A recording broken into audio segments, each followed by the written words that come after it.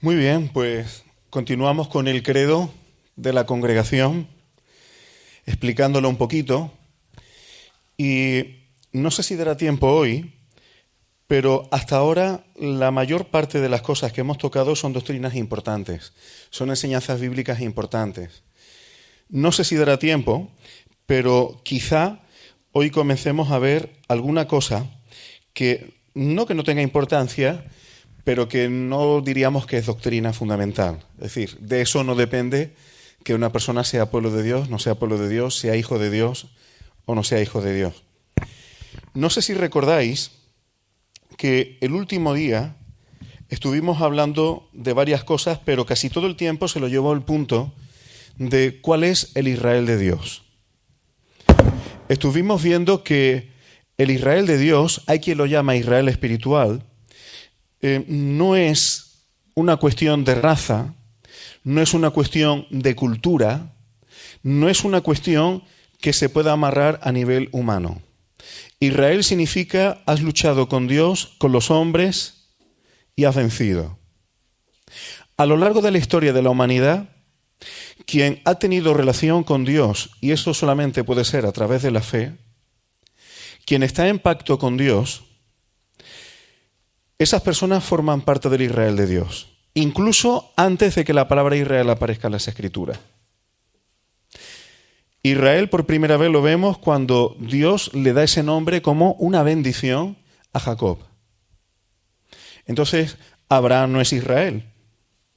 Si cogiésemos la lógica humana para analizar eso, Abraham es anterior. Pero sin embargo sí sabemos que Abraham forma parte del Israel de Dios. Y nosotros, como Abraham también es padre de la fe, formamos parte de ese Israel de Dios. ¿Acaso hay alguien que pueda en este mundo luchar con tal contradicción de pecadores, luchar contra la carne, luchar contra el pecado, tratar de ponerte de parte de Dios? ¿Tú puedes con tus propias fuerzas?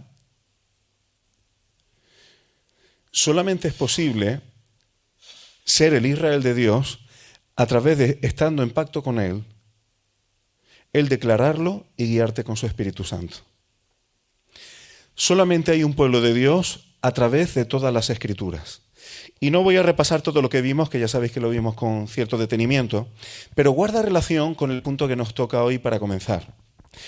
Creemos que el sacrificio de Cristo, como Cordero de Dios, fue preparado antes de la fundación del mundo.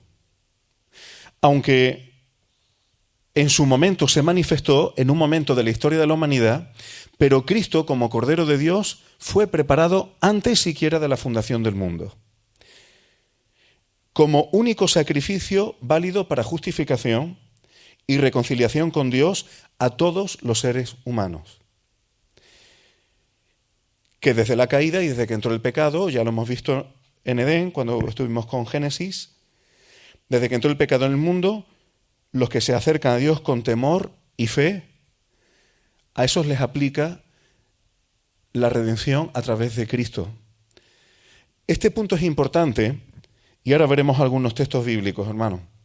No entender esto a veces hace que se inventen teorías muy raras. Algunas todavía las leo yo a veces cuando corrijo trabajos de creyentes en muchos sitios de toda España. En el Antiguo Testamento la gente se salvaba por cumplir la ley. Eso lo he leído yo así de veces. Pero ya en el Nuevo Testamento se salvan por fe. Pues entonces están perdidos todos los del Antiguo Testamento. Porque solo Cristo pudo cumplir los estándares de Dios. Si en el Antiguo Testamento la gente se salvaba por cumplir la ley, pues están todos perdidos. Vamos, de un plumazo te los acabas de quitar de en medio. Eso lo he leído muchas veces. Otras historias, cosas que no sabemos, hasta que no vino Cristo, los que morían en el Antiguo Testamento estaban en un sitio, una especie de Hades, pero ya después de Cristo, Cristo cogió a todos esos, los muertos en el Antiguo Testamento, y ya sí se los llevó al cielo. Una mudanza. Y yo os digo una cosa, hermano, no lo sé. La Escritura no es tan clara en eso.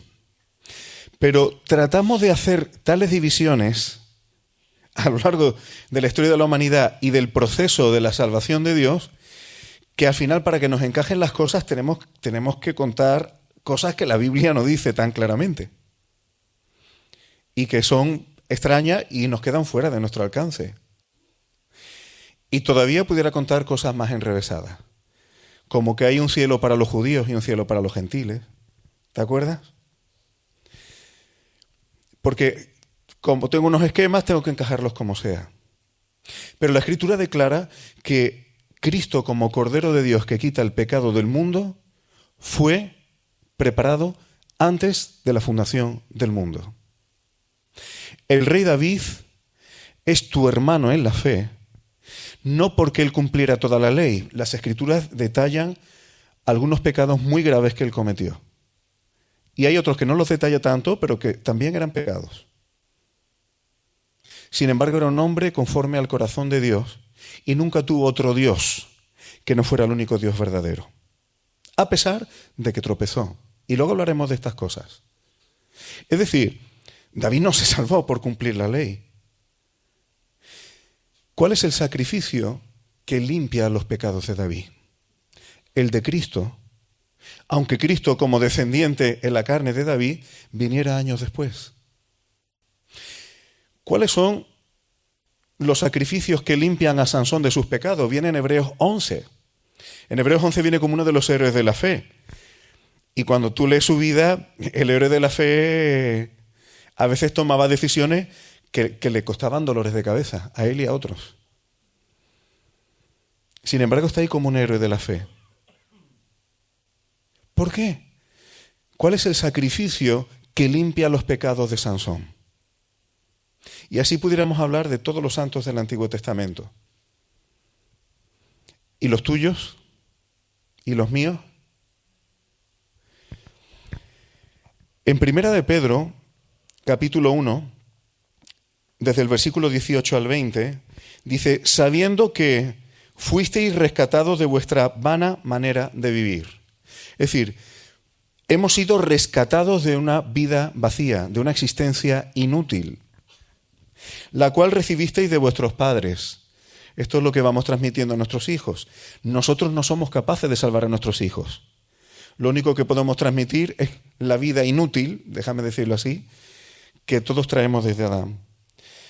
Y dice, no con cosas corruptibles como oro o plata. Es decir, el ser rescatados no es a través de riqueza, no es por oro, no es por plata, no es por patrimonio ni por nada que tú puedas tener aquí.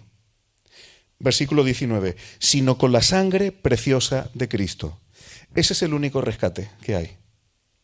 Como de un cordero sin mancha y sin contaminación. Este precio es altísimo. ¿Pudiéramos nosotros conseguir que existiera un ser humano que no cometiese un solo pecado? ¿Seríamos nosotros capaces de conseguir eso? Eso fue lo que hizo el Padre. Preparar el Cordero que quita el pecado del mundo. El único ser humano preparado por el Padre que ha podido cumplir todos los estándares de Dios. Nosotros no hubiésemos sido capaces de conseguir eso por ninguno medio, por mucha educación que le diéramos a nadie. Aunque intentáramos controlar todos los detalles alrededor de la vida de una persona, sería imposible que cumpliese los mandamientos de Dios. Más tarde o más temprano seguramente mentiría, más tarde o más temprano seguramente ofendería, más tarde o más temprano algún pecado cometería. Solo Dios pudo proveerlo. Y ahora dice el versículo 20, ya destinado desde antes de la fundación del mundo, pero manifestado en los postreros tiempos por amor de vosotros. Así que fue destinado para este propósito antes de la fundación del mundo. ¿Por qué es el único sacrificio suficiente? Nos vamos a Hebreos, vamos a leer algunos pasajes. Hebreos 9, 25 y 28. Cristo no vino para ofrecerse muchas veces, está hablando de él, como entra el sumo sacerdote en el lugar santísimo cada año con sangre ajena. Ya sabéis, aquí está hablando de Yom Kippur. El sumo sacerdote, antiguo pacto, solo entraba una vez al año en el lugar santísimo, con sangre de un macho cabrío. Así también Cristo fue ofrecido una sola vez, solamente una, para llevar los pecados de muchos. Ese es el único sacrificio que vale. Como sirve, ¿para qué otro? La prueba de que el sacrificio de Cristo sirve es que no ha sido necesario que vuelva a ser sacrificado. La prueba de que los sacrificios, ahora si queréis tocamos un poco el tema, pero los sacrificios que se presentaban en el antiguo pacto, esos, la prueba de que no eran sacrificios definitivos es que había que repetirlos. Cristo fue ofrecido una sola vez para llevar el pecado de muchos y aparecerá por segunda vez sin relación con el pecado para salvar a los que le esperan. Hebreos 10, desde el versículo 9 en adelante. Merece la pena leerlo, esto es buenísimo. He aquí que vengo, oh Dios, para hacer tu voluntad. El Señor vino para hacer la voluntad del Padre. Quítalo primero para establecer esto último. ¿Quitar qué? El antiguo orden sacerdotal que era imperfecto, para establecer el nuevo orden sacerdotal en el orden de Melquisedec. Yo sé que algunas de las cosas que estoy diciendo, si una persona es completamente nueva, le puede venir extraña. Para establecer esto último, versículo 10. En esa voluntad somos santificados mediante la ofrenda del cuerpo de Cristo. Es decir, Cristo ofrece su cuerpo, hecha una vez para siempre. No hace falta más. Versículo 11. Todo sacerdote está día tras día ministrando y ofreciendo muchas veces los mismos sacrificios que nunca pueden quitar los pecados. Efraín, entonces, ¿por qué Dios mandó el sacrificio de tantos animales en el antiguo pacto? Esos sacrificios no limpiaban los pecados, pero temporalmente los cubrían. El sacrificio de Cristo es el que cubre los pecados, incluso mirando atrás. El sistema que Dios estableció de sacrificios de animales es un sistema extraordinariamente bueno para ciertas cosas. Primero, el que ofrecía un animal por sus pecados se estaba acercando a Dios por fe, porque ese animal no le iba a cubrir los pecados. No le iba, a perdonar los pecados, ni siquiera la mala conciencia. Era acercarse a Dios por fe porque Él lo había establecido así. Segundo, el que pecaba tenía una pérdida, no le salía gratis. Eso es didáctico. Hoy día esto se explica muy poco. Hoy parece que si peco, como el Señor me perdona, venga, aquí no ha pasado nada y tiramos para adelante. Pero eso no es así. Cuando yo peco, el Señor, si me arrepiento, luego, a ver si da tiempo hoy, muchas cosas quiero ver yo hoy, pero si yo me arrepiento, el Señor me restaura la relación y la comunión con Él. Pero eso no quiere decir que yo no pueda arrastrar consecuencias de mis pecados. El que cometía algún pecado y sacrificaba ese animal, eso era parte de su patrimonio. Eso era parte de la riqueza que tenían. El Señor los perdonaba y continuaban siendo pueblo de Dios y permanecían delante de Él. Pero no le había salido gratis, a pesar de la reconciliación. Y luego aparte, pues también tenía un sentido. Había mucha gente, sacerdotes, levitas, e incluso a veces los oferentes, que comían y se alimentaban de aquellos sacrificios. Igual que tú y yo, hoy mucha de la carne que comemos viene de animales que son sacrificados en matadero. Pues eso era, pero además tenía un componente didáctico. No es que a Dios le gustara una sangría por una sangría. Entonces esos sacrificios no podían quitar los pecados. Y dice el versículo 12, pero Cristo, habiendo ofrecido una vez, insiste, para siempre un solo sacrificio, por los pecados se ha sentado a la diestra de Dios. Versículo 14, porque con una sola ofrenda, vuelve a insistir en lo mismo, hizo perfectos para siempre a los santificados. Es la única necesaria. Versículo 15, y nos atestigua lo mismo el Espíritu Santo, porque después de haber dicho, este es el pacto que haré con ellos, y esto es interesante, ¿cuál es el pacto? ¿Qué es lo que completa el pacto por el único sacrificio verdadero? ¿Qué habilita el sacrificio de Cristo que los sacrificios de animales no podían hacer? Después de aquellos días, dice el Señor, estoy en el versículo 16, pondré mis leyes en sus corazones y en sus mentes las escribiré. Versículo 17 añade, y nunca más me acordaré de sus pecados y transgresiones. Esto es una realidad. Dios no va a tener en cuenta nuestros pecados y transgresiones una vez que hemos sido limpiados con la sangre de Cristo. Pues donde hay remisión de esto, no hay más ofrenda por el pecado. ¿Por qué no hay más ofrenda por el pecado entonces? Porque ya han sido remitidos por el único sacrificio válido, el de Cristo.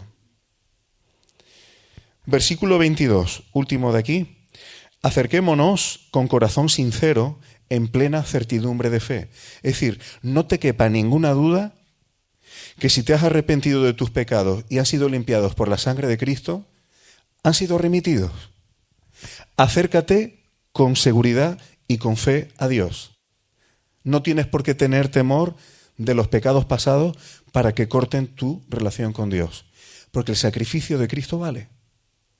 No tiene que volver a sacrificarse. Ha sido más que suficiente. Purificados los corazones de mala conciencia y lavados los cuerpos con agua pura. Es decir, el sacrificio de Cristo sí tiene capacidad de limpiar los corazones de mala conciencia. Eso sería distinto cuando una persona se sigue acusando a sí mismo. Cuando tú te acusas a ti mismo por pecados que has cometido, te está faltando visión de lo que es el nuevo hombre en Cristo. Si yo sigo mirando mi viejo Adán, sigo siendo consciente de la mala calidad de mi carne. Yo sigo siendo consciente de que mi hombre natural sigue siendo desechable, vamos a decirlo así. Sigue pudiendo pecar, sigue cometiendo errores. Pero lo que tengo que alimentar es el nuevo hombre en Cristo. Ese es el que no tiene problema. Ese es el que va a permanecer. Hay algo en ti, si has nacido de nuevo, y Cristo ha puesto su vida en ti, que va a permanecer y lo viejo pasará. Y claro, si tú te pones a mirar tu viejo yo, es que mira lo que hice, mira lo que pensé, mira cómo hablé, mira... Claro, todos tenemos una larga historia de eso. Pero no te preocupes, eso no es lo que va a permanecer. Lo que va a permanecer es el nuevo hombre en Cristo. Hay algo que Dios ha puesto en ti, su naturaleza, pero al mismo tiempo tienes una identidad en Cristo. Dios conoce esa genética tuya. Dios la ha escrito con su propio dedo. Ese no tiene condenación. Ese es el que va a permanecer. Y lo de lavado los cuerpos con agua pura sería para tocarlo tranquilamente. Pero es un tema que a mí me encanta, porque parece que esto en el Nuevo Testamento queda un poco como de lado. Pero te aseguro que una persona cuando se entrega al pecado, e incluso ciertas patologías mentales, la higiene se afecta muchísimo. Una persona, cuando se entrega a ciertos pecados, hay un momento en que va perdiendo diligencia en todas las cosas, pierde disciplina de vida en todas las cosas, y la higiene es una de las cosas que más se afectan. Pero bueno, eso sería otro tema. Seguimos con el credo. El siguiente punto, ya hemos visto que Cristo es el Cordero de Dios que quita el pecado del mundo y tiene un valor atemporal, tiene un valor universal y es el único sacrificio que vale, el único que realmente reconcilia con Dios, antes y después. Y seguimos, creemos por tanto que solo existe un único evangelio eterno. No hay un evangelio de Cristo y un evangelio de Moisés. No hay un evangelio adámico, un evangelio enóquico, un evangelio, yo qué sé. Estas cosas suenan bien y parece que uno sabe mucho si te inventas palabras de este tipo, ¿verdad? Pues inventos. La Biblia no dice eso. Lo que sí dice la Biblia es que hay un único evangelio eterno. Que sí, que la revelación de quién es Cristo y qué hace la obra de Cristo vino en determinado momento. Y hay creyentes que no llegaron a tenerla completa. Eso es cierto. Pero no tener la revelación completa de qué ha hecho Dios para rescatarnos no quiere decir que lo que Dios le pide al hombre haya cambiado. Siempre ha sido lo mismo. ¿Dónde podemos ver que hay un único evangelio eterno? No lo vamos a buscar porque nos suena. El apóstol Pablo le dice a los Gálatas, no que haya otro evangelio, es que no hay otro. Dice, os habéis apartado para seguir un evangelio diferente, pero es que no hay otro. Y habla del evangelio de Cristo. Pero el evangelio de Cristo es un evangelio que empieza a partir de Cristo. ¿O siempre hubo un único evangelio? ¿Qué dice Apocalipsis 14, 6 y 7? Esto lo hemos visto otras veces. Mira quién va a predicar el evangelio eterno en este momento en la tierra. Vi volar por en medio del cielo a otro ángel, que tenía el evangelio eterno para predicarlo a los moradores de la tierra. Va a haber un momento en que en este mundo va a haber un ángel predicando el único evangelio que hay a lo largo de la historia de la humanidad. Uno solo, el evangelio eterno. A toda nación, tribu, lengua y pueblo. Ahora, ¿cuál es ese evangelio? ¿Qué es lo que tiene que hacer un ser humano para aceptar el único evangelio que hay? Versículo 7. Temed a Dios. Sin temor de Dios no hay aceptación del evangelio. Aparte que es el principio de la sabiduría. Si uno no tiene temor de Dios, va a vivir como le dé la gana. Y dadle gloria, tener temor de Dios y glorificarle. Porque la hora de su juicio ha llegado.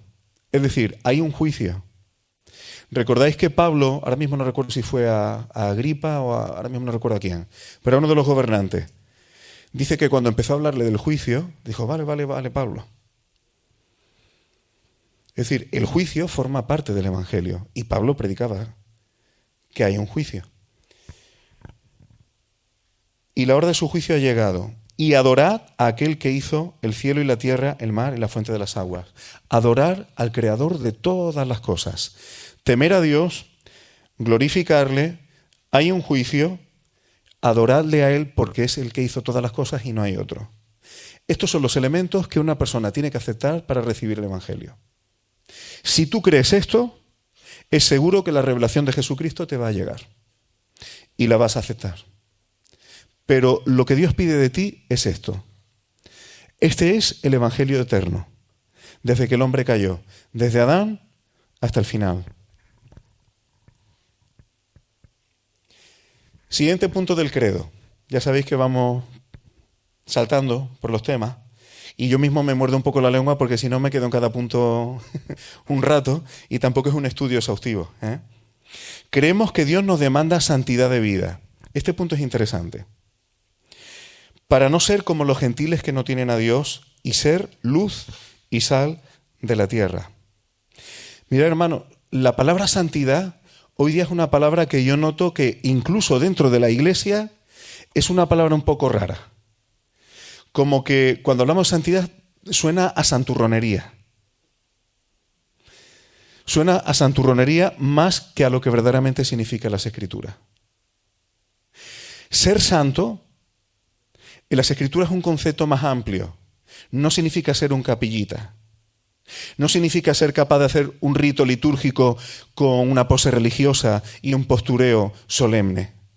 Eso no es santidad. Para empezar, santidad y sanidad van de la mano, es lo mismo, tiene una misma raíz común. Lo santo es sano. Dios es santo. Él es el autor de la vida. ¿Qué pasa cuando uno enferma? ¿Qué pasa cuando uno pierde la salud, pierde la sanidad? Que la muerte va venciendo un poco. Y si dejas de estar plenamente sano, te mueres. Es decir, santidad, sanidad o salud van de la mano. ¿Hay alguien más saludable que Dios? Él es el autor de la vida y Él mismo es vida. Cuando una persona se preocupa de su salud, está procurando tener una plenitud de vida y que la enfermedad y la muerte no te llegue. Lo que pasa es que la mayoría de la medicina hoy día no lo estudia de la perspectiva bíblica. La paga del pecado es muerte. Si cometemos fallas de vida, eso va afectando a nuestra salud. Porque Dios, como hemos visto en el Evangelio eterno, es el que nos creó. Él sabe perfectamente cómo funcionan los engranajes de la creación. ¿Quieres salud? Hazle caso al Señor. Eso te va a dar sanidad. Entonces, santidad y sanidad van de la mano. Pero también algo santo es algo apartado y puesto aparte. ¿Recordáis cuando estuvimos viendo Levítico? Al final tú podías consagrar algo al Señor. Tu persona, tu casa, algún animal. Es decir, hay cosas que tú podías consagrar a Dios. Y dice que esas cosas quedaban santificadas. Así que algo santo es algo consagrado a Dios que guarda el orden de Dios para que quede en un estado limpio, puro, saludable y sano. Y teniendo en cuenta esto, ¿por qué Dios pide santidad a su pueblo?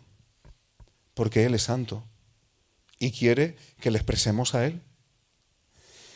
Levítico 27. Santificaos pues y sed santos, porque yo Jehová soy vuestro Dios.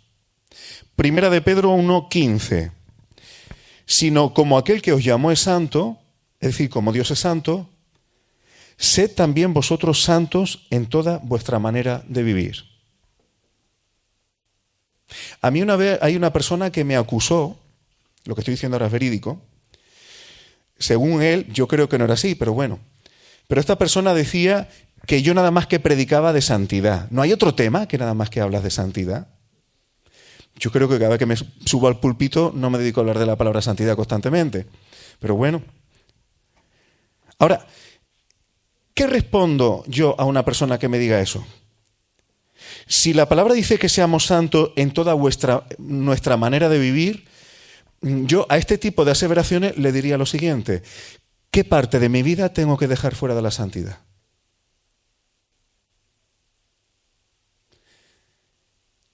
¿Qué de mi vida o qué en mi manera de vivir tengo que ponerlo aparte de la santidad? ¿Hay algún aspecto de tu vida que deba no estar consagrado al Señor? ¿Hay alguna parte de ti que en vez de entregarla al Señor, mejor te la reservas para ti mismo? La palabra dice que seamos santos en toda nuestra manera de vivir. El sueño del hombre religioso y de la carne religiosa es trapichear con Dios. El culto lo hacemos solemne, muy bonito, el orden que creemos que a Dios le va a encantar. Pero luego hay en mi vida, Señor, esto para ti, esto para mí, trapicheamos. Venga, esto lo hago según tu voluntad, esto es que me gusta, Señor. Y trapicheamos. Cosas para ti, cosas para mí. Suena ridículo, pero no somos así muchas veces. Y nosotros pensamos que si hacemos un acto litúrgico muy bien hecho y con mucha solemnidad y engrandecemos el nombre del Señor en ese acto litúrgico, entonces el Señor está pegando saltos encantado contigo y conmigo. ¿Te imaginas que a un hijo tuyo le haces una fiesta de cumpleaños por todo lo alto, invitas a todo el mundo, lo pones todo por medio y tal, pero al margen de la fiesta en casa le hablas mal, lo tratas mal, pasas de él? ¿Cómo estaría tu hijo? Pero nosotros pensamos que si el culto está bonito y creemos que tiene principios bíblicos, ya luego a partir de ahí hay partes de tu vida que son tuyas. No te preocupes, que al Señor le ha gustado el culto. ¿Ese es el evangelio del reino? Y la palabra dice: sed santos en toda vuestra manera de vivir. Toda. Que no haya un aspecto de tu vida que no esté sujeta al orden de Dios, que no esté consagrada a Dios, que no puedas compartir con Dios. Y esto de compartir con Dios es importante, porque cuando hay algo que te quedas para ti, se lo escondes a Dios. ¿Recordáis lo que hizo Acán con el manto babilónico aquel? Afectó a todo Israel, lo tenía escondido. ¿Qué hizo Adán y la mujer después de la caída? Se escondieron de Dios. Siempre que hay algo en tu vida que no estés consagrando a Dios, lo vas a esconder de Él. Ese aspecto es como te dejas llevar por la inercia y por rutina, y ya llegará el aspecto de tu vida que ese sí se lo consagras al Señor. Y reconectamos. Pero no ese es el sentido del Evangelio. En cuanto a lo que decíamos en el punto de los gentiles, es obvio, hombre, es cierto que hay gentiles que tienen principios para vivir conforme a la palabra. hay personas que tienen valores, pero de forma general, los gentiles, el mundo, los que no están en pacto con Dios, su forma de vivir, su opinión de lo que es la vida no es santa, no se ajusta a los patrones de Dios. Y dice Efesios 4, del 17, un poco en adelante, dice Pablo a los efesios que no andéis como los otros gentiles, que andan en la vanidad de su mente. La vanidad de su mente quiere decir que lo vano es algo inútil. Y la palabra vanidad se utiliza muchas veces en la Escritura cuando se siguen ídolos, dice que se siguen vanidades. A veces la palabra vanidad se utiliza también para ídolos. La vanidad de la mente de un gentil está pensando en hacer solamente lo que él quiere, lo que le apetece o lo que considera según su criterio que es lo mejor o lo peor, a veces con las mejores intenciones. A veces acertará, otras muchas no. No andéis como los otros gentiles, que andan en la vanidad de su mente. Es decir, tiene que haber una diferencia entre los gentiles, y cuando digo gentiles no estamos hablando de un finlandés, un pakistaní, no penséis en extranjero, pensad si se está en pacto con Dios o no. Que andan en la vanidad de su mente, teniendo el entendimiento entenebrecido. ¿No lo ven? Ajenos a la vida de Dios por la ignorancia que en ellos hay, por la dureza de su corazón. Y hermano, ahora esto ya lo digo yo abriendo un poco mi corazón. ¿No tenéis la sensación que en el mundo, y al decir el mundo estoy siendo hasta generoso, porque a veces pienso que incluso en contextos supuestamente creyentes, se está perdiendo la sensatez? Todo el mundo piensa que tiene razón, pero a veces los escuchas a la gente hablar. O por qué toman decisiones, por qué hacen, o escuchas opinar, tú dices, pero ¿se está escuchando? ¿Se está dando cuenta de lo que está diciendo? La forma de valorar las cosas es como si la humanidad hubiera entrado en una espiral descendente de ridiculez. Las leyes que se están aprobando no tienen ni pies ni cabeza. A lo bueno se le llama malo, a lo malo bueno. Es como un reinventarlo todo, pero para que nada funcione. ¿No tenéis esa sensación? Los gentiles andan en la vanidad de su mente y tienen el entendimiento entenebrecido. Pero los que estamos en pacto con Dios, los que hemos sido reconciliados por la sangre de Cristo, los que tenemos la palabra de Dios, que es la revelación más maravillosa que puede recibir el hombre, Dios hablando al ser humano, y deja cosas por escrito para que no tenga dudas, para que no andemos de forma vana. Pero hay quien piensa que para que no nos vean como bichos raros, lo suyo es estar en este mundo de una forma casi mimética, ¿no? Mimetizándonos con el mundo, porque es una forma de dar testimonio. ¿Habéis escuchado esto alguna vez? Y la diferencia es mínima. Sin embargo, bueno, y dice, ¿qué es lo que pasa cuando el entendimiento queda entenebrecido? Este pasaje sería para estudiarlo de una perspectiva psicológica, se entendería perfectamente. Cuando tú tienes vanidad en tu mente, el siguiente proceso, lo voy a decir rápido porque si no es mucho tiempo, el entendimiento se va entenebreciendo. Es decir, hay como un velo que empiezas a no valorar ya las cosas con normalidad. Ajenos a la vida de Dios por la ignorancia que en ellos hay. De ahí se pasa a ignorancia, ni sabes ni quieres saber, y por la dureza del corazón. Un corazón duro en la Escritura es cuando ha tomado una dirección y no va a coger otra. Es como si tú coges el volante de un coche y lo amarras para que vaya siempre en esa dirección. A la primera curva te sales. Dice, los cuales después de que perdieron toda sensibilidad, el umbral de sensibilidad se pierde cuando uno va claudicando poquito a poco. Y la conciencia se va cauterizando, se va encalleciendo. Eso pasa en la mente. ¿Qué pasa cuando se llega a este punto? Una vez que se pierde la sensibilidad, dice, se entregaron a la lascivia para cometer con avidez toda clase de impureza. Esto es un proceso que comienza en la mente. Y es muy interesante, hermanos, porque toda la batalla que tienen creyentes y no creyentes, la batalla que tenemos después de que hemos conocido a Cristo, es aquí. Eso lo dice el apóstol Pedro. El fin de la fe, ¿cuál es? La salvación de vuestras almas. Y eso no es que tu alma se vaya al cielo. No, es la batalla que aquí en esta tierra se está librando aquí. El que se lleva el alma al huerto, se lleva tu vida al huerto. Tú estarás donde esté tu alma. Y eso es lo que ocurre aquí y está bien descrito. Pero llega el versículo 20 y dice Pablo, pero vosotros, más vosotros, no habéis aprendido así a Cristo. Es decir, la revelación que tenemos de Jesucristo, Él no funcionaba así. Cristo no funcionó como lo que acaba de describir, que hacen los gentiles. Si en verdad le habéis oído y habéis sido por Él enseñado, ¿quién te enseña a ti? Aquí está diciendo Pablo que quien nos enseña es Cristo. ¿Quién te enseña a ti? Normalmente eres tú mismo. La persona que más enseña a uno es uno mismo. Esos discursos que nos damos pim, pim, pim, pim, pim, para intentar que las cosas sean como en el fondo queremos. Nosotros no hemos aprendido así a Cristo y hemos sido por Él enseñados conforme a la verdad que está en Jesús. Por tanto, versículo 22, en cuanto a la pasada manera de vivir, antes hemos hablado de esto, despojados del viejo hombre, que está viciado conforme a los deseos engañosos. Es decir, ya viene con tara, ya viene viciado.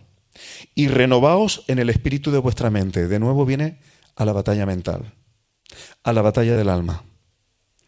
Y vestíos del nuevo hombre.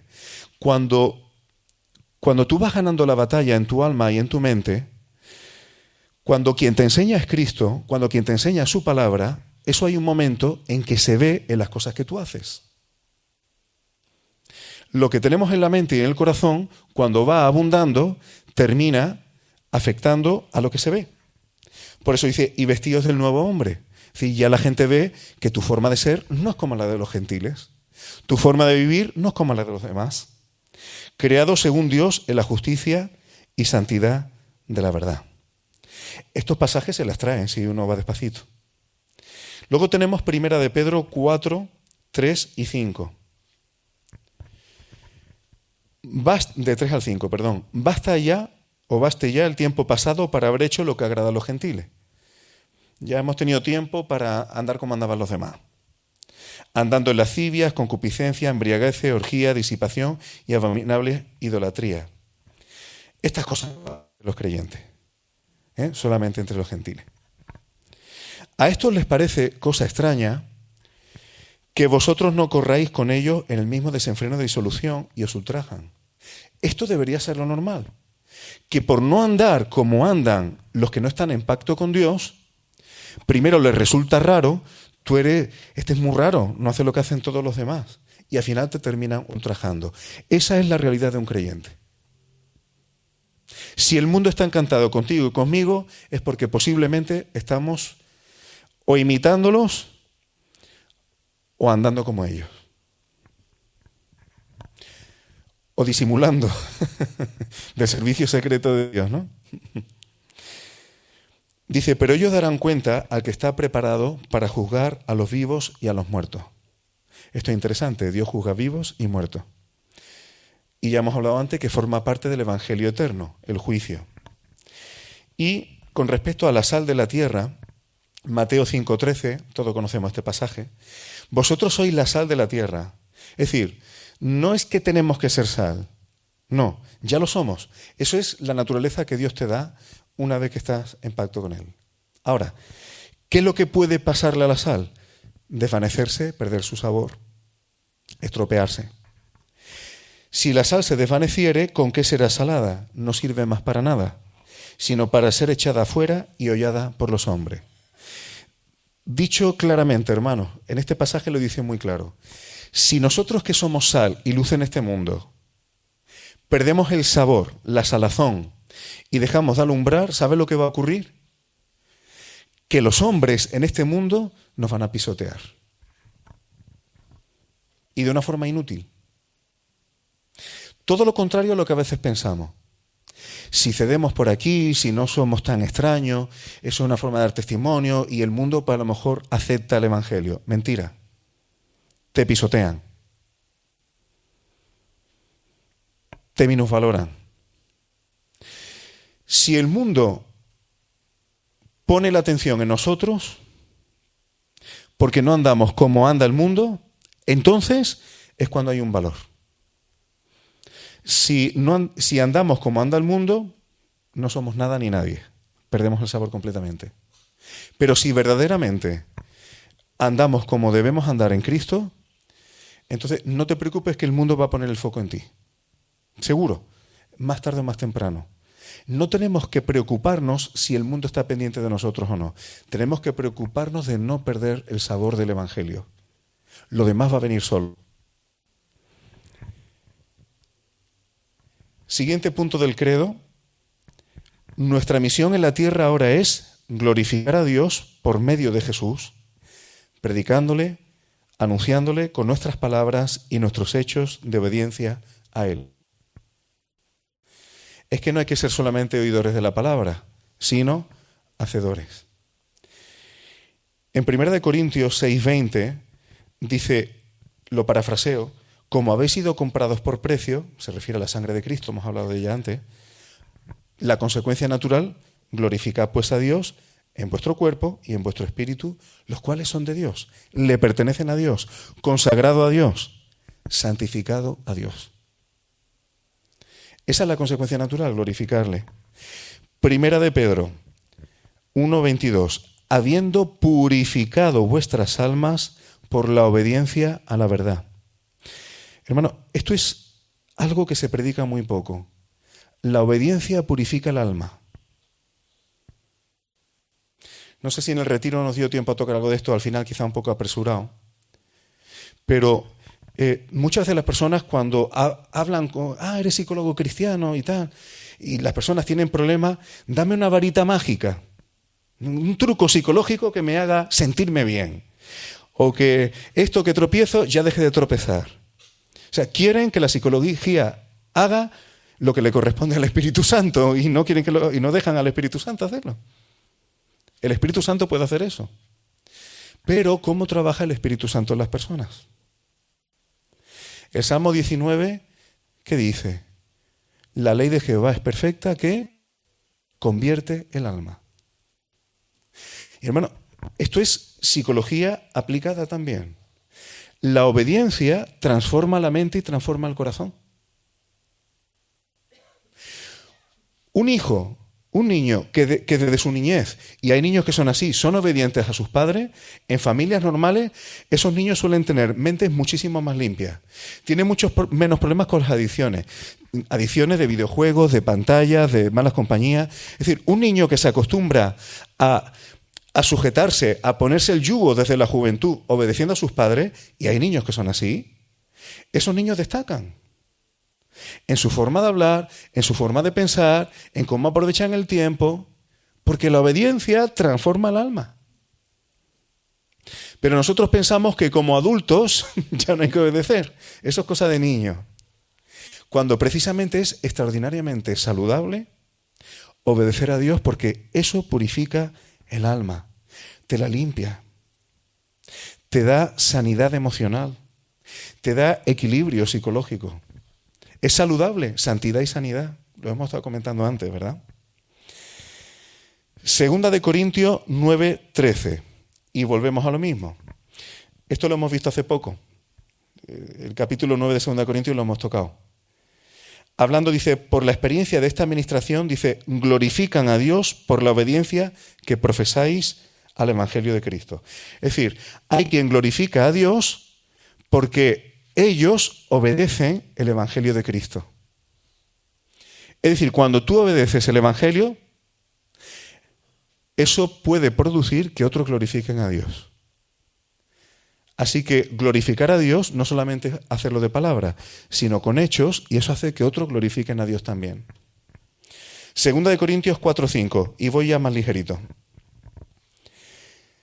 No nos predicamos a nosotros mismos, sino a Jesucristo como Señor. Esto es glorificarle a Él. Y esto puede parecer obvio. Hombre, nosotros predicamos a Jesús, no a nosotros mismos. ¿Seguro? ¿Estamos engrandeciendo el nombre del Señor o el de Eclesía en Montequinto? Vamos, creo que no es el problema de esta congregación, pero ¿me entendéis lo que quiero decir? Hay quien está predicando el nombre de su organización, de su institución religiosa, de su misión, de su organización paraeclesial, de su iglesia, de la iglesia evangélica. Pero ¿eso dónde está la Biblia? No estamos engrandeciendo el nombre de una institución religiosa. No predicamos una institución religiosa, no predicamos una organización religiosa. Esto lo hacen los testigos de Jehová. Cuando tú te pones de acuerdo con ellos en un detalle y dices, pero tiene que haber una organización verdadera, ¿no? Y ya rápidamente quieres meter la organización. No es la organización. No es la organización. Es el nombre de Jesucristo. No hay que glorificar organizaciones. No hay que glorificar pastores, élites de teólogos o de... No. No estamos predicando a nadie que no sea el Señor Jesucristo. Eso es glorificarle a Él. Cualquier cosa que sustituyamos a Cristo, claro, nada es de golpe, todo es de a poco, de a poco, de a poco, de a poco. Pero hermano, el lugar de Cristo no lo puede ocupar nada. Ni una iglesia, ni una institución, ni un nombre, ni una denominación. Todo eso, vale, son estructuras, pero tiene que estar en un segundo lugar. Primero Cristo, a Él le predicamos. Y por todo el mundo, Marcos 16:15. Y predicad el Evangelio a toda criatura. Eso es un mandamiento que tenemos del Señor para predicar el Evangelio en todo lugar. Y Primera de Pedro 2:9, todo esto guarda relación con el punto que hemos tocado antes, dice, vosotros sois linaje escogido, ¿pero para qué? Real sacerdocio, ¿para qué? Nación santa, ¿para qué? Pueblo adquirido por Dios, ¿para qué? Para que te sientas muy bien. Pues digo, mira todo lo que soy. Venga, vamos a cantarlo, que mira todo lo que soy. ¿Eso es? No. Para que anunciéis las virtudes de aquel que os llamó de las tinieblas a su luz admirable. Es decir, somos pueblo de Dios, real sacerdocio, linaje de Dios, una nación sana, saludable, consagrada, comprada por Dios. Por tanto, tenemos que anunciar sus virtudes. Tenemos que anunciar su calidad. Tenemos que anunciar su persona, quién es, su soberanía, su gloria. ¿Cuándo es la última vez que tú has hablado de las virtudes del Señor a alguien? Porque hay veces que solamente hablamos de la cruz. Él se ha dado por ti. Puedes hablar de la compasión, de la entrega, pero luego hay otras cosas que son virtudes del Señor que a veces las vamos dejando como aparcadas. Hasta tal punto que la mayoría de las veces que nos imaginamos al Señor, nos lo imaginamos en los días de su carne. Cuando tú piensas en el Señor, ¿cuántas veces se te viene el Jesús de Apocalipsis 1, el que ve el apóstol Juan ahí? ¿Es esa la imagen de Cristo que tú tienes normalmente en tu mente? ¿O te lo imaginas una especie de túnica hebrea andando por allí, por Judea? Honestamente. A que como sumo sacerdote, según el orden de Melquisedec, en medio de la iglesia, juzgando a la iglesia, a que no te lo imaginas así normalmente. Pues eso forma parte de sus virtudes. Él está escudriñándolo todo y no se le escapa absolutamente nada. Él es el que enciende las lámparas y pone aceite para que brille. Esas son virtudes de Cristo, hermano. Entre otras muchas cosas. Y el último punto que voy a tocar hoy, os voy a librar de la Navidad, que me tocaba hoy. Os voy a librar. No me va a dar tiempo. Creemos que los hijos de Dios que formamos la iglesia, pero sí vamos a tocar esto aunque sea por encima. 3-4 minutos y así hay tiempo de compartir si lo considera Juan. Como iglesia, como hijos de Dios, a causa de las pasiones que combaten nuestros miembros, es decir, el apóstol Pablo dice que en este cuerpo habita el pecado. Y por causa de que nuestra mente está en un proceso de renovación permanente, nuestra alma, y de santificación, podemos cometer pecado aunque seamos creyentes. Es decir, somos creyentes, pero ni tú ni yo podemos decir, a partir de ahora ya no pecamos más, ojalá. Pero podemos tropezar. El accidente puede ocurrir. Pero también es verdad que por la fidelidad del Señor Jesús, estoy más o menos leyendo el punto del credo, Él es fiel y justo para perdonarnos cuando pecamos. Cuando se produce el accidente, Él es fiel y justo para que ese pecado no acabe con todas las promesas ni acabe con la reconciliación que Dios nos dio en su momento. Él nos limpia de los pecados eso sí, cuando hay arrepentimiento. La Escritura es dura. Judas habla mal del que toma la gracia como una excusa para el libertinaje. Y hermano, yo he llegado a oír a personas decir, voy a hacer esto que sé que no está bien, pero ya me arrepentiré después. Yo se lo he oído decir alguna vez. Eso es trapichear con Dios de una manera que es tener por inmunda la sangre de Cristo. Una cosa es el accidente, otra cosa es planificar voluntariamente pecar y ya iré a Dios para pedirle que me perdone. ¿Eso es arrepentimiento? Eso no es arrepentimiento. ¿Eso es una conversión? Poca conversión veo ahí. Primera de Juan 2:1. Hijitos míos, estas cosas os escribo para que no pequéis.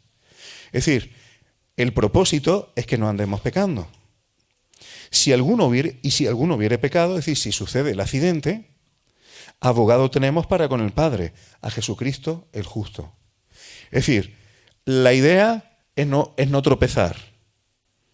Pero si el tropiezo ocurre, tenemos a Jesucristo como el abogado delante del Padre, para que eso no acabe, con las promesas y con la vida eterna que Dios nos dio.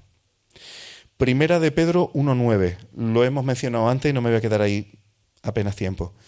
Obteniendo el fin de vuestra fe, que es la salvación de vuestras almas. Nosotros queremos que nuestra alma esté en una continua renovación, avanzando. Una mente limpia, una mente sana, una mente como la de Cristo. El apóstol Pablo le dice a los corintios, ¿no sabéis que tenéis la mente de Cristo? Andad en ella. Cuando el Señor dice, comed mi carne y beber mi sangre, tiene que ver con estas cosas. No está hablando, obviamente, de canibalismo, que algunos lo entendieron así y sé qué está diciendo. No estaba hablando de eso. Debemos andar como Él anduvo en los días de su carne. A algunos le encanta imitar al Cristo que tiene toda potestad y toda autoridad, pero no al Cristo que andaba en su carne, que vino para servir y no para ser servido. Ese es el Cristo de la carne que tenemos que imitar. Y cuando Cristo dice, bebed mi sangre, ¿qué es lo que hay en la sangre, según dice la Escritura? En la sangre está la vida. En griego, psique. Es decir, en la sangre está la psicología. En hebreo, nefesh. Eso quiere decir, comer la carne y beber la sangre de Cristo se refiere a que nuestra forma de caminar sea como Él andaba en su carne y que nuestra forma de pensar, que lo que rumiamos dentro de nosotros sea la mente de Cristo, los sentimientos de Cristo, el sentir. Por eso la Escritura dice, tened un mismo sentir en Cristo Jesús. Eso no dice, venga, vamos a ponernos de acuerdo y ya está. No, que sintamos como Él siente, que pensemos como Él piensa. Eso es beber la sangre de Cristo. Y Tito 3:5 habla en su segunda parte el lavamiento de la regeneración por la renovación en el Espíritu Santo. Es decir, estamos en un proceso de renovación, de regeneración en nuestro espíritu, en nuestra mente y nuestro cuerpo, pues que es de carne, la posibilidad de pecar está, pero la intención es que no sea así. Y precisamente el Espíritu Santo nos ayuda a que podamos no andar de desastre en desastre, ¿verdad? Porque el pecado, como dijimos antes, tiene consecuencias, incluso aunque seamos perdonados, pero puede haber consecuencias y cada pecado tiene las suyas, ¿verdad? Romanos 12:2, no os conforméis a este siglo, es decir, no seáis como los gentiles que tenéis alrededor, sino transformaos por medio de la renovación de vuestro entendimiento, es decir, que sea un proceso continuo, para que comprobéis, esto es muy interesante, cuál sea la buena voluntad de Dios, agradable y perfecta. ¿Por qué muchas veces no se comprueba que la voluntad de Dios es agradable y perfecta? Porque no se renueva la mente. Si tú tienes, por ejemplo, una persona joven, que sus anhelos, sus caprichos, sus codicias son las que tienen los jóvenes, pero, por ejemplo, materiales, y yo quiero tener, qué sé yo, un videojuego que han sacado y estás con eso nada más que en la cabeza, y estoy poniendo jóvenes como ejemplo, pero pudiéramos poner también adultos, ¿eh? Pero si esa es toda mi codicia, yo tengo mi mente nada más que en eso, y toda mi ilusión, y a ver si, y ahorro, y esto, lo otro, y nada más que eso, y eso, y eso, y eso, al final no compruebas la voluntad de Dios, dejas de conocerla. Tienes la mente en otra cosa. Tienes la prioridad en otra cosa. Entonces, la voluntad de Dios, que es agradable y perfecta, no llegas a conocerla. Por eso es necesario ese intento, ese procurar ir caminando, ir creciendo en Cristo, andando como Él anduvo. Y quiero leer unos pasajes del apóstol Juan, que en realidad se explican por sí solos con respecto a este tema, y ya con esto termino. Si decimos que tenemos comunión con Él, primera de Juan 1:6 en adelante, y andamos en tinieblas, mentimos. Yo no puedo decir que tengo comunión con Dios si ando en tinieblas. Y me estoy mordiendo la lengua porque luz y tinieblas no significa infierno y cielo. Ni siquiera en las parábolas. Esto es un lenguaje que el apóstol Juan conocía perfectamente. Y el lenguaje que está también en el Antiguo Testamento. Lo hemos dicho otras veces. Pero bueno, para no dejaros, para quien no sepa de qué estoy hablando, lo dice en Proverbios, ahora mismo no recuerdo la cita, dice que el mandamiento es luz. El mandamiento es luz. No, la enseñanza es luz y el mandamiento es lámpara. Entonces, cuando se está ausente del consejo de Dios para las cosas, se está en tinieblas. Esto es lenguaje bíblico, hermano. Entonces, si andamos en tinieblas, mentimos. Yo no puedo decir que tengo comunión con Dios y ando contrario a la palabra de Dios. Eso no casa. No casa. El que tiene comunión con Dios no anda en tinieblas, ni ciego en cuanto a la voluntad de Dios.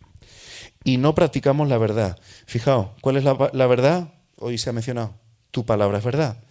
La palabra de Dios se practica, hay que entrenarlo, se entrena, vivir conforme a ella. Pero si andamos en luz, como Él está en luz, ya he dicho lo que significa, tenemos comunión unos con otros. Interesante. ¿Por qué cuando andamos en luz, es decir, conforme a la enseñanza de Dios, eso genera comunión? Porque el propósito de la enseñanza de Dios es el amor al prójimo. Cuando andamos conforme a su consejo, eso genera espontáneamente comunión, sociabilización saludable. ¿Qué pasa cuando no seguimos el consejo de Dios? Pues vienen las divisiones, vienen los problemas, en iglesias, en casas, en familias, y donde te dé la gana. Y la sangre de Jesucristo, su Hijo, nos limpia de todo pecado. Porque cuando tú te expones a la luz de Dios, ves si estás andando conforme a ella o no. Tú te expones a la palabra y sabes si estás andando conforme a ella o no. Efraín, aquí no. La sangre de Cristo te limpia del pecado. Sigamos adelante. Si decimos que no tenemos pecado, nos engañamos a nosotros mismos y la verdad no está en nosotros. Por eso que a mí no me diga, como ya Cristo me limpió, yo ya no tengo pecado. Eso es autoengañarse. Yo he conocido gente que dice cosas así, tengo que decir la verdad. Es que a veces te sorprende. Si confesamos nuestros pecados, Él es fiel. Es decir, hay que arrepentirse, hay que confesar. Y justo para perdonar nuestros pecados y limpiarnos de toda maldad. Hermano, confesar el pecado significa juzgar algo exactamente igual que Dios lo juzga. Cuando algo yo lo juzgo como Dios lo juzga y lo valora como Dios lo valora, ahí lo estás confesando y poniendo en su sitio. Esa es la verdadera confesión. Si decimos que no hemos pecado, le hacemos a Él mentiroso y su palabra no está en nosotros. Volvemos a lo mismo. No podemos evitar el accidente, ¿verdad? Primera de Juan 3, 4, 9. Ahora sí voy un poquito más rápido. Todo aquel que comete pecado infringe también la ley. ¿Qué ley? La ley de Dios. Es decir, el pecado es transgredir la ley de Dios. Pues el pecado es infracción de la ley. Y sabéis, versículo 5, que Él apareció para quitar nuestros pecados y no hay pecado en Él. Es decir, Él apareció para pagar todas las deudas de todas las transgresiones que nosotros habíamos cometido. Todo aquel que permanece en Él no peca. ¿Qué significa permanecer en Él? Si alguien me dice, ya estamos en Cristo, ya siempre estoy en Cristo. En un sentido, sí, tu vida está escondida con Cristo en Dios. Pero en este mundo, en esta tierra, ¿tú puedes asegurar que siempre estás permaneciendo en Cristo? ¿En todo momento? ¿O hay veces que es como si uno se bajara del barco? Si permanecemos en Él, no pecamos. ¿Qué es permanecer en Él? El que come mi carne y bebe mi sangre. Si andamos como Él anduvo, si mi mente es como la suya, cuando vamos andando así, y eso solamente el Espíritu Santo lo puede hacer, entonces el pecado no se convierte en un hábito. Todo aquel que peca no le ha visto ni le ha conocido. El que practica el pecado no sabe quién es Dios. Hijito, que nadie os engañe. El que hace justicia es justo como Él es justo. Esto sería muy interesante de hablar. Una cosa es el ser justificado delante de Dios, ser justo en el sentido de ser justificado, eso Dios te lo atribuye, no se merece, pero a veces la Biblia llama justo al que procura andar rectamente delante de él. Entonces, hijitos, nadie os engañe, el que hace justicia, practica, en forma de vivir, es justo como él es justo. Y el que practica el pecado, aquí ya no hablamos de un accidente, es del diablo. Porque el diablo peca desde el principio. Y para esto apareció el Hijo de Dios, para deshacer las obras del diablo. Una persona que practica el pecado no es de Cristo. Un creyente puede pasar un tiempo mal, pero una práctica durante su vida permanente, no. Que nadie se engañe. Todo aquel que es nacido de Dios no practica el pecado. Si has nacido de nuevo, el pecado será una accidentalidad. Y el que diga que nunca tiene accidente, miente. Pero no será el pecado una práctica. ¿Qué pasa cuando el pecado se practica? Igual que cuando tú practicas la justicia de Dios, la mente y el alma se va transformando, el que practica el pecado, su mente y su alma también se va transformando. En una dirección totalmente opuesta. Porque la simiente, el que es nacido de Dios no practica el pecado porque la simiente de Dios permanece en él, el nuevo hombre. Y no puede pecar porque es nacido de Dios. Lo que de Dios ha nacido en ti no puede pecar. Por tanto, todo lo que sea alimentar eso es quitar posibilidades a la accidentalidad. Y ahora sí, Primera de Juan 5, 16 al 18. Estos 3 versículos sí son los últimos. Si alguno viera a su hermano cometer pecado que no sea de muerte, esto sería interesante tratarlo con tranquilidad, pedirá y Dios le dará vida. Esto es para los que cometen pecado que no sea de muerte. Hay pecado de muerte por el cual yo no digo que se pida. Toda injusticia es pecado, pero hay pecado no de muerte. Sabemos que todo aquel que ha nacido de Dios no practica el pecado, pues aquel que fue engendrado por Dios le guarda y el maligno no le toca. Nos damos cuenta que no practicar el pecado desarrolla la simiente de Dios en ti. Y eso hace que Dios te guarde. Porque cuando yo empiezo a traspasar los límites, pierdo protección de Dios.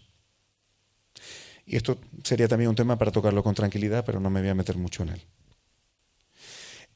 Esto le pasó a Israel. Ahí tenéis el canto de la viña en Isaías 5.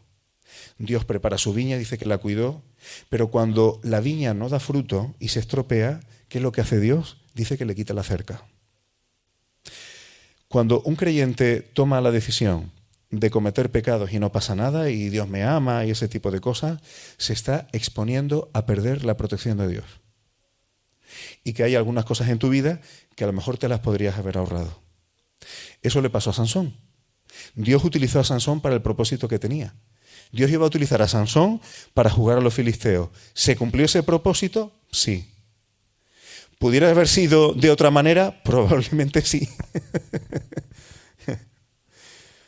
Sansón cometió errores y perdió la protección de Dios.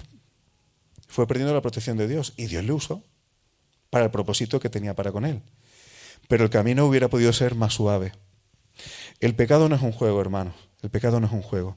Así que el creyente, como accidente, sí puede pecar, pero la práctica del pecado constante, eso no forma parte del que ha nacido de nuevo.